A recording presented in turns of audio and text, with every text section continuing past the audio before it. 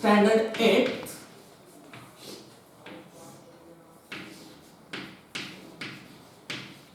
General science आपला chapter चालू आहे 10. काय नाव आहे?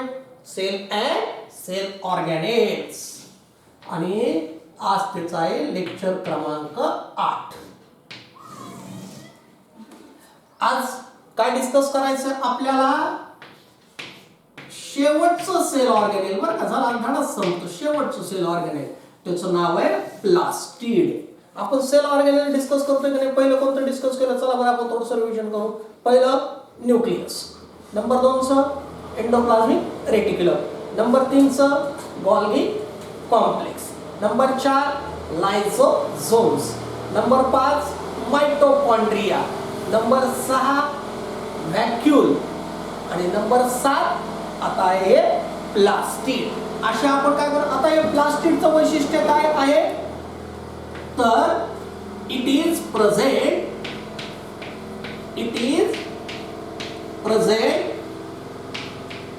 only in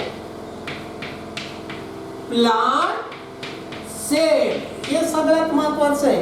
it is present only in plant cell. फक्त आणि फक्त काय असतं? प्लांट सेल मध्येच प्रेझेंट असतं बरं का. मग बाकी ॲनिमल सेल मध्ये नाही, त्यानंतर आपण फंगस मध्ये नाही. हे फक्त कशामध्ये असतं? प्लांट सेल मध्ये असते प्लास्टिड. आणि हे काय करतं? तर इट गिव्स कलर टू जे आहे काय आहे? Colour to plant part. हो, प्लांट पार्टला काय करतं? ते कलर द्यायचं काम करतं. बघा बरं की लीव्स आहेत तर त्या लीव्स मध्ये काय असतं? हिरवा रंग असतो की नसतो लीव्स मध्ये हिरवा रंग? मग तो त्या प्लास्टिड मुळे असतो. किंवा बऱ्याच वेळा आपण पाहतो की अनेक वेळा काय होतं की काही फळाचे रंग आहेत ऑरेंज, म्हटलं की त्याचा रंग वेगळाच येतो. बरोबर आहे ना. काही फळं पिवळ्या रंगाची असतात की नाही आपल्या अवती, काही हिरव्या रंगाची आहेत, काही ऑरेंज रंगाची आहेत, काही पिवळ्या रंगाची आहेत. अगदी टोमॅटो वगैरे आपण बघितलं तर काय आहे? त्याचा एक स्पेसिफिक लाल रंग असतो. किंवा जांभळं खातो की नाही आपण, येतं की नाही पर्पल कलर त्याचा, किंवा एक डार्क ब्ल्यू व्हायलेट कलर येतो. कसं काय कसं फळांना रंग? किंवा पेरू बघितला तर वेगळा रंग, ऍपल बघितला तर वेगळा रंग येतो की नाही फळांना रंग. टोमॅटोला वेगळा रंग, पालेभाज्याला वेगळा रंग. हे रंग कुठून येतात? तर ह्या प्लास्टिड मुळे येतात. कारण हे रंग आणण्याचं काम कोण करतं? प्लास्टिड करतं. कोण करतं? प्लास्टिड करतं. आणि थोडक्यात आणि ह्या प्लास्टिडचे सुद्धा काय आहेत? There are 2 types of plastid. ह्या प्लास्टिडचे सुद्धा काय आहेत? 2 प्रकार आहेत. कोणते 2 प्रकार? एक पहिला प्रकार असतो ल्युकोप्लास्ट आणि दुसरा असतो क्रोमोप्लास्ट. दुसरा काय असतो? क्रोमोप्लास्ट. हे पहा, ज्यावेळेस व्हाईट रंगाचं किंवा कलरलेस प्लास्टिड असेल ते असतं. हो, व्हाईट सुद्धा रंगच आहे ना. व्हाईट किंवा कधी कधी कलरलेस असतात. जे प्लास्टिड व्हाईट रंगाचे किंवा कलरलेस आहेत त्यांना ल्युकोप्लास्ट म्हणायचं. आणि जे कलरफुल आहेत वेगवेगळे, आता जे मी तुम्हाला उल्लेख केला नाही का, orange colour, purple colour, red colour, ते जर का असतील कलरफुल प्लास्टिडला काय म्हणायचं? क्रोमोप्लास्ट. व्हाईट किंवा कलरलेस प्लास्टिडला काय म्हणायचं? ल्युकोप्लास्ट. व्हाईट किंवा कलरलेस प्लास्टिडला काय म्हणायचं? ल्युकोप्लास्ट. व्हाईट किंवा कलरलेस प्लास्टिडला काय म्हणायचं? ल्युकोप्लास्ट. आणि कलरफुल प्लास्टिडला काय म्हणायचं? क्रोमो म्हणजे रंगाशी संबंधित, आणि ल्युको म्हणजे काय आहे? पांढऱ्या रंगाशी संबंधित. आणि इतर रंगाशी संबंधित असेल तर क्रोमो हा शब्द येत असतो. बघा, लक्ष ठेवायचं आता 10वी पर्यंत. तर काय आहे? तर हे आहे colourful plastids are called as chromoplast आणि व्हाईट किंवा colourless plastids are called as leucoplast. हे काय आहेत? प्लास्टिडचे 2 प्रकार आहेत. आणि आता आपल्याला इथे चार्ट दिलाय बघा की कलर ऑफ प्लांट पार्ट. आणि ह्या प्रत्येक प्लास्टिड मध्ये पिगमेंट्स असतात बरं का. ते त्याला रंग देतात. ह्या प्रत्येक प्लास्टिड मध्ये काय असतात? पिगमेंट असतात, रंगद्रव्य असतात. ते काय करतं? देतो. आता इथं आपल्याला सांगितले बघा, इथे चार्ट दिले बघा, ते चार्ट समजावून सांगतो. Colour of plant part, colour of plant part, plant पार्टचा कलर, हो वेगवेगळे प्लांट पार्ट आहे आणि त्याच्याशी संबंधित पिगमेंट किंवा प्लास्टिड जे असतं ते कोणतं आहे, त्याच्याशी संबंधित पिगमेंट कोणत्याचं असेल आपल्याला चार्ट दिलेले आहे. चार्ट समजून घेऊ. पान क्रमांक 73 वर पुस्तक राहू दे उघडं तुमच्या समोर. आता समजा ग्रीन कलर आहे. आता ग्रीन कलर, प्लांट मध्ये ग्रीन कलर कशामुळे होतं वेगळं, पानं हिरवे असतात, फळं हिरवे असतात, तर ग्रीन कलर कोणामुळे येत असतो, क्लोरोफिल नावाच्या पिगमेंट मध्ये, ही क्लोरोप्लास्ट मध्ये असते. त्यानंतर ऑरेंज, प्लांट पार्टला ऑरेंज रंग सुद्धा येतो, कॅरोट्स मध्ये ऑरेंज रंग असतो, ऑरेंज बरोबर आहे ना, फळ सुद्धा ऑरेंजचा आहेच आहे, पण ऑरेंज रंग सुद्धा असतो.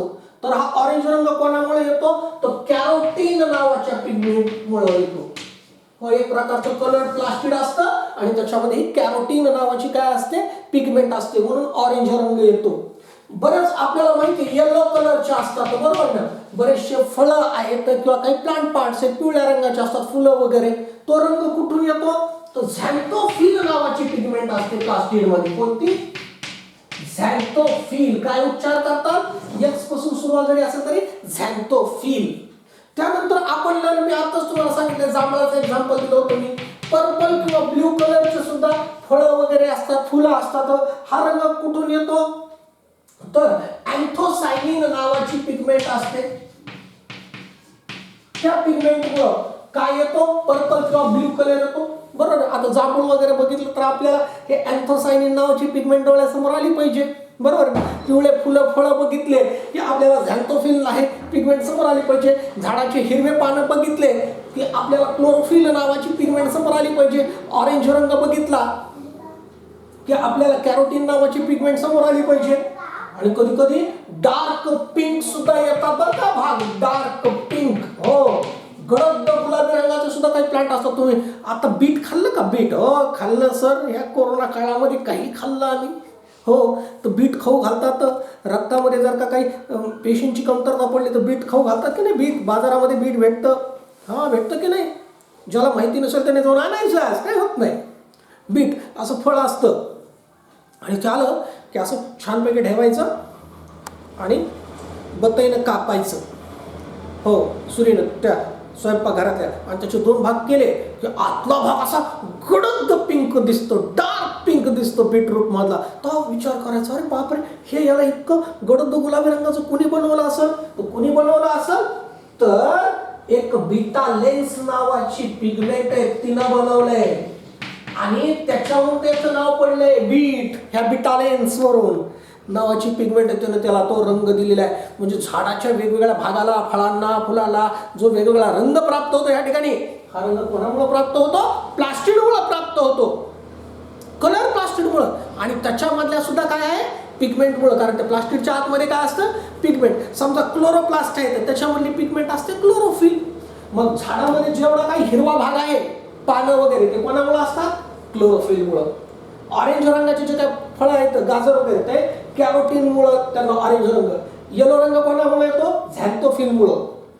पर्पल किंवा डार्क ब्ल्यू कोणामुळे येतो, अँथोसायनिनमुळं. आणि डार्क पिंक जो आहे बीटरूटमध्ये तुम्हाला आता मी देतोय, बीटालेन्स, ह्या पिगमेंट्समुळे काय येतो. तर हे काय आहे, तर प्लास्टिड आणि त्याच्या पिगमेंट्स, की हा जो आहे पान क्रमांक 73 एकदम वरच्या बाजूचा मी तुम्हाला हिरव्या रंगाचा चार्ट समजावून सांगितलाय. आणि आता आपल्याला शिकायचं आहे क्लोरोप्लास्ट. काय शिकायचं आहे, क्लोरोप्लास्ट. क्लोरोप्लास्ट काय आहे ते पाहूया.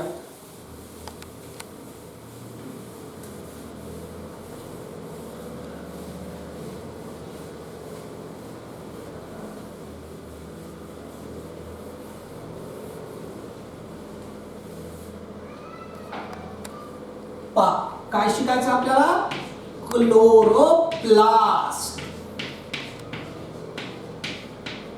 हा क्लोरोप्लास्ट काय आहे, तर सगळ्यात पहिल्यांदा it is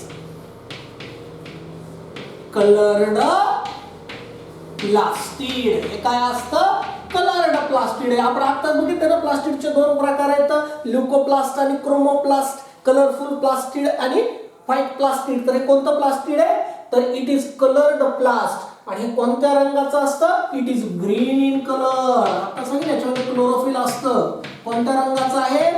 green in colour. आणि कुठं प्रेझेंट असते जास्त करून? It is present in the leaves of the plant. Leaves म्हणजे पानं, जे झाडाच्या पानामध्ये. शक्यतो बघा बरं तुम्ही कोणत्याही झाडाची पानं बघा बरं कोणते, असं वाटून बघा किंवा असं जाता तुम्ही अभ्यास करताय, माझं लेक्चर आहे त्या खिडकीच्या बाहेर बघा झाड दिसते का नाही? काही नाही दिसलं तर तुळस आहे ना घरामध्ये. हो, कोणतेही पानं कोणत्या रंगाची असतात? तर हिरव्या रंगाची असतात. फक्त त्याचे शेड्स वेगवेगळे असतात, डार्क फेंट, पण हिरव्याच रंगाची असतात कोणत्याही झाडाची पानं. तर ते कशामुळे असतात? क्लोरोप्लास्ट. आणि त्याच्यामुळे कोणती पिगमेंट असते? क्लोरोफिल. आता क्लोरोप्लास्ट जे आहे, हा क्लोरोप्लास्ट काय आहे? हे जे तुम्हाला इथं चित्र दिलंय तुमच्या याच्यामध्ये, आपण त्याला काय करू? सिंपल डायग्राम काढू. पुस्तकामध्ये चित्र दिले नाही समजत लवकर, मी तुम्हाला एक सिंपल डायग्राम काढून दाखवतो त्याची. त्याच्यामध्ये बघा असं चित्र दिलेलं आहे. हे बघा अगदी मी जशी काढतो तशी डायग्राम काढायची. नाही सर पुस्तकाला असं द्या, काय नाही मी सांगतो तसंच काढायची. हे असं काय करायचं? याचं एक डबल मेम्ब्रेन काढायचं. हे काय? Double membrane. एक हे काय आहे बघा, सिंपल आता तुम्हाला कळालं. हे काय आहे? बाहेरचं मेम्ब्रेन, म्हणून त्याला आपण काय म्हणू? Outer membrane. मराठीमध्ये बाहेरचं मेम्ब्रेन. हे काय आहे? त्याच्या आतमधलं आहे, म्हणून त्याला म्हणायचं इनर मेम्ब्रेन. असे याला किती मेम्ब्रेन आहेत? 2 मेम्ब्रेन आहेत. बघा समोर आहे तुमच्या आउटर मेम्ब्रेन आणि इनर मेम्ब्रेन. थोडं पेन्सिलने त्याला काय करायचं? असं काढायचं आणि डार्क करून घ्यायचं. आणि आकृत्या पटपट पटपट काढायच्या, वेळ घालायचा नाही त्याच्यामध्ये. आणि नंतर काय करायचं? पहा काय आहे. मग नंतर मी सांगतो तसं सांगत, त्याच्यामध्ये सगळंच हिरवा झालेलं त्या पुस्तकामध्ये, ओळखू येत नाही काय आहे. त्यामुळं मी जसं काढायला लागली तशीच डायग्राम काढायची.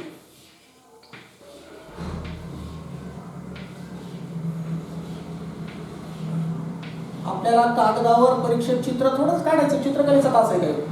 नाही, सायन्सचा आहे. असं काढायचं आणि नंतर काय करायचं? हे एकमेकाला जोडून घ्यायचं. काही नाही, इतकं सिंपल आहे. हे एकमेकाला काय केलं? जोडून घ्यायचं.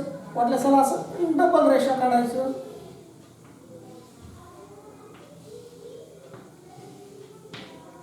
हे एकमेकाला जोडून घेतलं, वाटलं याला सुद्धा थोडंसं काय करायचं? डार्क करायचं, म्हणजे अजून आकृतीला थोडंसं फिनिशिंग येतं.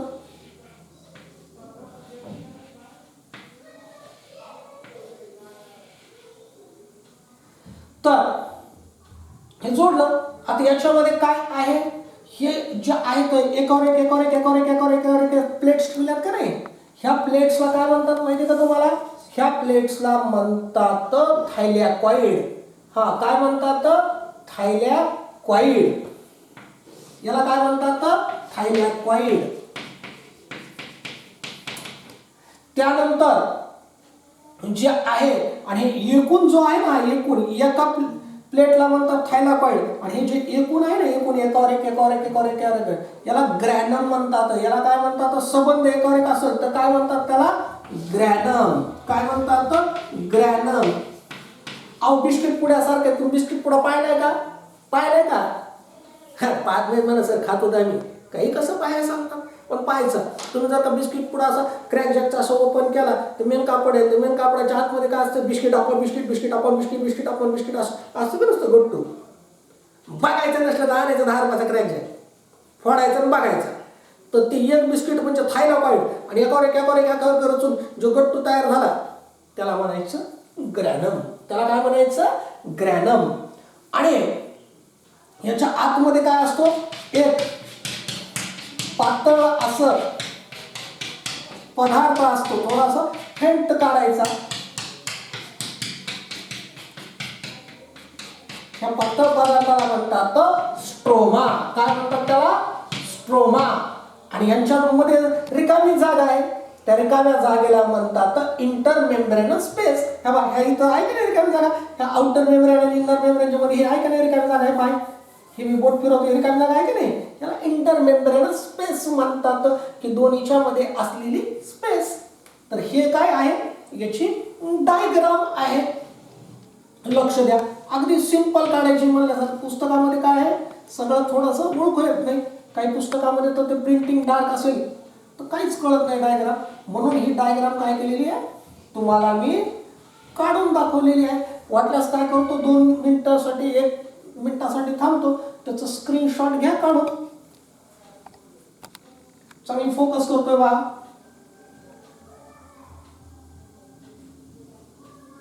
घेतली स्क्रीनशॉट काढून. ओके, अशी काढायची मग आकृती. आता आपण समजावून घेऊ. बरोबर आहे. पाहिजे आम्ही थोडंसं काय करतो अजून, ही जी इंटरमेम्ब्रेनर स्पेस जरा अजून तुम्हाला व्यवस्थित ओळखायला म्हणून थोडी स्वच्छ करून देतो. आता हे जे क्लोरोप्लास्ट काय आहे, तर अगदी आपण 7वी पासून ऐकत घेतोय तर काय फोटोसिंथेसिस. फोटोसिंथेसिस अगदी 7वी पासून, 6वीला झालं 7वीला झालं की फोटोसिंथेसिस होतं. लिव्स अन्न तयार करतात, पण फोटोसिंथेसिस लिव्स तयार करतात, पण लिव्स मध्ये कोण तयार करतं, तर कोण परफॉर्म करतो फोटोसिंथेसिस, हे क्लोरोप्लास्ट तयार करतो. तर हे काय आहे की याचं सगळ्यात महत्वाचं हे कशासाठी जबाबदार आहे, तर जी अन्न तयार करण्याची जी प्रक्रिया आहे फोटोसिंथेसिस, जे कॅरी आउट करण्याचं काम कोण करतं, photosynthesis is carried out by this chloroplast. He chloroplast काय करते, फोटोसिंथेसिस कॅरी आउट करते. आणि ते फोटोसिंथेसिस कसं कॅरी आउट करते, तर it traps the solar energy. Solar एनर्जीला काय करते, ती ट्रॅप करते. ट्रॅप करते म्हणजे पकडते आणि त्याच्यापासून फूड तयार करते. आणि याच्यामध्ये ह्या स्ट्रोमामध्ये वेगवेगळ्या प्रकारचे डीएनए असतात, एन्झाईम्स असतात. बरोबर आहे. आता याचं सगळ्यात मोठं फंक्शन काय आहे, तर फोटोसिंथेसिस. एवढंच नाही तर अजून काय आहे, कलर देण्याचं काम हे करतात. आणि वेगवेगळ्या प्रकारचे जे आहे काय करतात की स्टोरेज, स्टार्चचं वगैरे स्टोरेज करण्याचं काम सुद्धा हे करतात. तर हे इथं झालं हे लास्ट आपला कोणता, सेल ऑर्गॅनेल. पान क्रमांक 73. आता पान क्रमांक 74 काढा तुम्ही.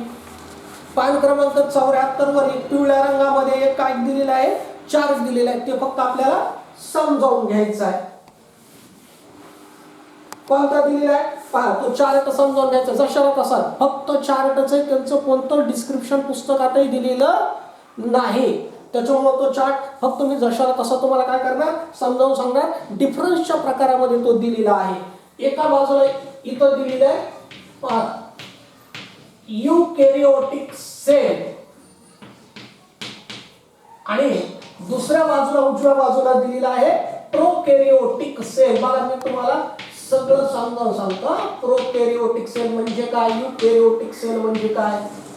हो, तर आता ही यूकॅरियोटिक सेल थोडीशी डेव्हलप्ड सेल असते आणि प्रोकॅरियोटिक सेल याला प्रिमिटिव्ह सेल्स म्हणतात. जीवसृष्टी ज्यावेळेस सुरू झाली होती त्यावेळेस अगोदर उत्पन्न झालेल्या त्या सेल्स आहेत. खरं ती माहिती इथं द्यायला हवी पण दिलेली नाहीये. फक्त मग आपण काय करू, सध्या मी ते दिलंय की पान क्रमांक 74 वर दिले, मी फळ्यावर लिहिले. आपण ढोबळमानाने काय म्हणू, there are 2 types of cells. There are 2 types of cells. कोणत्या, यूकॅरियोटिक सेल आणि प्रोकॅरियोटिक सेल. आणि त्यांच्या दोघांमध्ये नेमका फरक काय आहे ती इथं आपल्याला सांगितलेल्या पुस्तकात. पहिला इथं सांगितलेला फरक साईज. साईज म्हणजे त्याचा आकार. याचा आहे 5 ते 100 मायक्रोमीटर. 5 ते 100 मायक्रोमीटर. आणि याची साईज काय आहे, 1 ते 10 काय आहे, 1 ते 10 मायक्रोमीटर. की यूकॅरियोटिकची सेलची कमीत कमी त्या 5 मायक्रोमीटरच्या असतात आणि जास्तीत जास्त 100 मायक्रोमीटरच्या असतात. आणि ह्या प्रोकॅरियोटिक सेल जास्तीत जास्त 1 मायक्रोमीटरची असते आणि जास्तीत जास्त 10 मायक्रोमीटरची असते आणि कमीत कमी 1 मायक्रोमीटरची असते. मग मला सांगा बरं, कोणती सेल मोठी कोणती लहान आहे. करेक्ट, यूकॅरियोटिक सेल आकाराने मोठी आहे आणि प्रोकॅरियोटिक सेल आकाराने लहान आहे, असं आपल्याला त्या पान क्रमांक 74 वर सांगायचंय. पुढे काय सांगितलेलं आहे? नंबर 2 की number of chromosomes. Number of chromosome. Chromosome काय आहे? तर हे न्यूक्लियस मधला एक अवयव आहे बरं का. लक्षात घ्यायचं, इतकंच लक्षात घ्यायचं आठवीला की न्यूक्लियसच्या आतमध्ये क्रोमोझोम्स असतात. न्यूक्लियस एक सेल ऑर्गॅनेल आपण पाहायला शिकलो आणि त्याच्या आतमध्ये क्रोमोझोम्स असतात. नंबर म्हणजे संख्या. तर युकॅरियोटिक सेल्स मध्ये क्रोमोझोमची संख्या किती असते? More than 1. More than 1. आणि इथं नंबर ऑफ क्रोमोझोम्स किती असतात? ओनली 1. बघा म्हणजे क्रोमोझोमची संख्या कशामध्ये जास्त आहे? युकॅरियोटिक सेल मध्ये जास्त आहे. आणि ओनली 1. आणि प्रोकॅरियोटिक सेल मध्ये फक्त एकच क्रोमोझोम असतं. याच्यामध्ये काय असतं?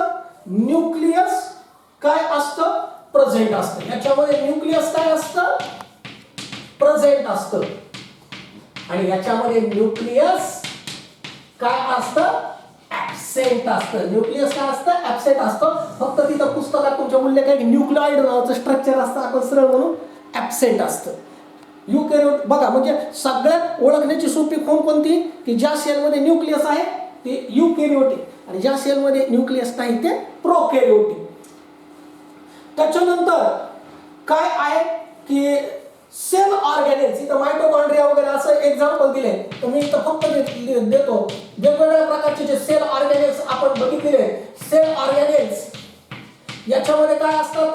प्रेझेंट असतात. आणि ह्या सेलमध्ये सेल ऑर्गॅनेल्स काय असतात? ऍब्सेंट असतात. सेल ऑर्गॅनेल्स काय असतात? ऍब्सेंट असतात. मायटोकॉन्ड्रिया वगैरे असे जे सेल ऑर्गॅनेल्स आपण बघितलेले ते कसे असतात? ऍब्सेंट असतात. आणि बॅक्टेरिया वगैरे जे असतात ते काय आहेत? आपण प्रथम सत्रामध्ये बघितले ना बॅक्टेरिया वगैरे, तर ते प्रोकॅरियोटिक सेल्स आहेत आणि बाकी जे मल्टीसेलर ऑर्गॅनिझम आहेत ते युकॅरियोटिक सेल्स आहेत. या पद्धतीने आपला हा चॅप्टर संपला. थँक्यू.